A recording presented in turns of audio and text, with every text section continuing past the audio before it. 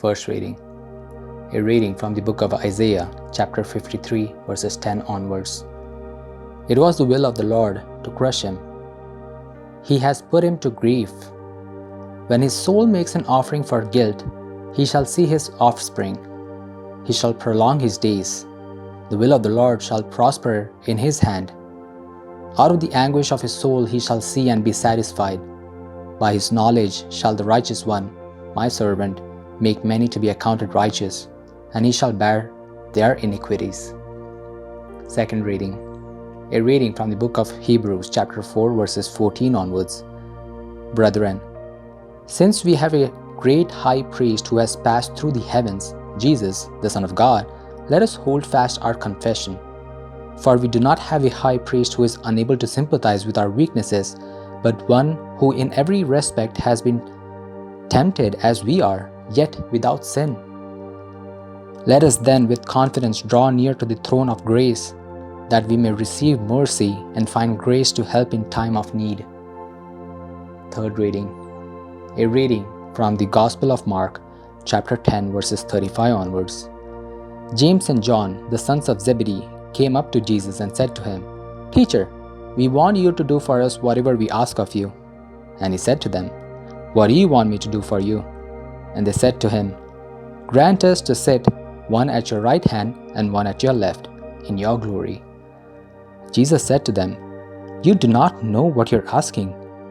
Are you able to drink the cup that I drink, or to be baptized with the baptism with which I am baptized? And they said to him, We are able. And Jesus said to them, The cup that I drink you will drink, and with the baptism with which I am baptized you will be baptized. But to sit at my right hand or at my left is not mine to grant, but it is for those for whom it has been prepared. And when the 10 heard it, they began to be indignant at James and John. And Jesus called them to him and said to them, You know that those who are considered rulers of the Gentiles lord it over them, and their great ones exercise authority over them. But it shall not be so among you.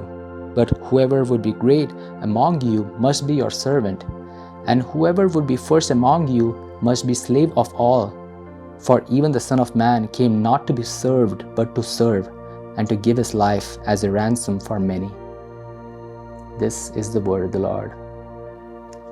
All the readings of today's liturgy provide us with 3 insights into the mission of every baptized Christian.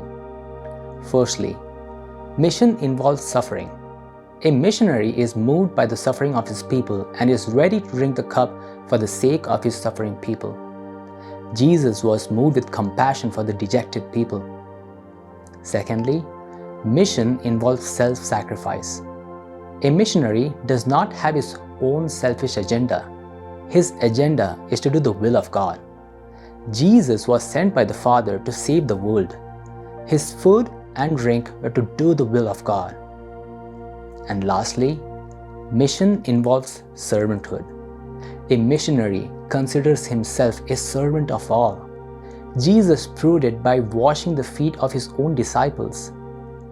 Today's reflection. Have we found our mission?